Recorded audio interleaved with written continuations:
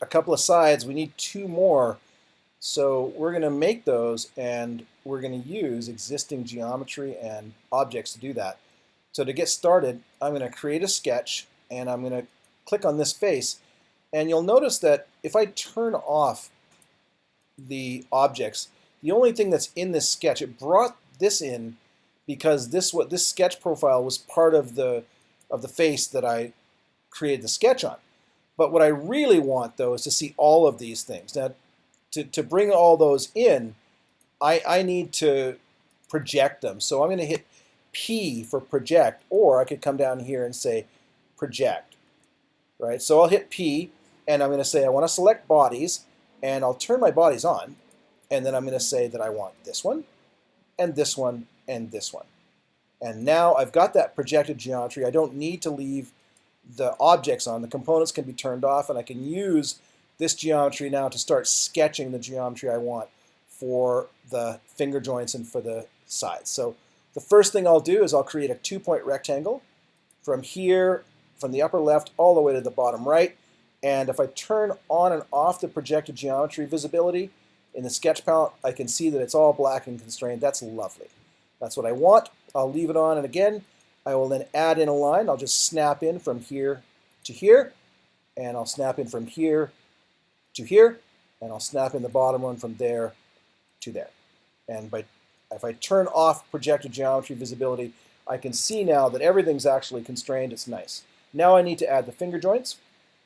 To do this, I'll be creating a line. I'll stretch that over at a, horizontally, and you can see it's put in the symbol here for perpendicular, which is great. That shows me that it's exactly perpendicular. That's what I want. But it needs to be dimensioned, so I'm going to pull a dimension from here, the top. I'll just call that 10 for now. So now I need to pattern my geometry, and to do this, I'm going to pull up a horizontal, a rectangular pattern. And the first thing it wants to know is, what do I pattern? So what objects? I only want this line. And then I'll just pull down, because I know I'm going to need a bunch of the rows here. So I'll just say right now I'm going to need 10 of these. And I just keep clicking until there's 10. And I'm going to pull it down. And if I keep pulling down, it's going to create one there. And I just want this one to be kind of off of there.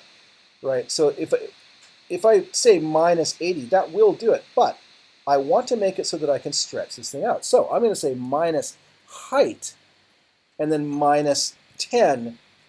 Hang on a second. It's minus height minus 20, I beg your pardon. And I'll even use my open and close parentheses to get that right. And I put 10, 20, there we go. 20 works because I need 10 to be here. That's on the bottom side, and on the top side, of course, I had 10 there. So that's where I got my 20 from, if you're curious about the math. All right, so now if I pull along here, I now need the columns, because a rectangular pattern always makes, columns and rows. So now I'm going to add the rows. The rows need to go over by the depth, and I'll put depth, and I'll put that in, and that's lining up, but it needs to be depth minus 20. And is that going to line up for me? No, it's not. I don't need to put minus 20, I beg your pardon. Just put depth.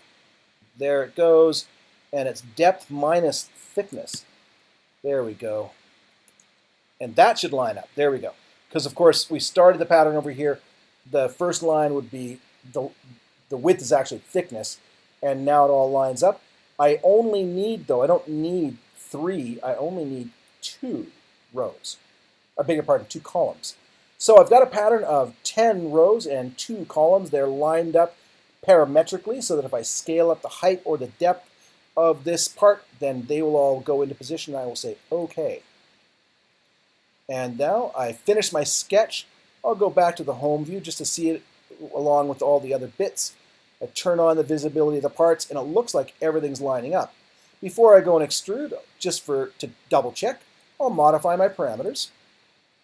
And I'll set my depth now to 100 just to move it and see, does it all line up? And yes, it all lines up. The sketch is all lined up on the sides. That's beautiful. That's exactly what I want. Okay, continuing on, I now will create the part by extruding it, but I'm going to do that in my next video.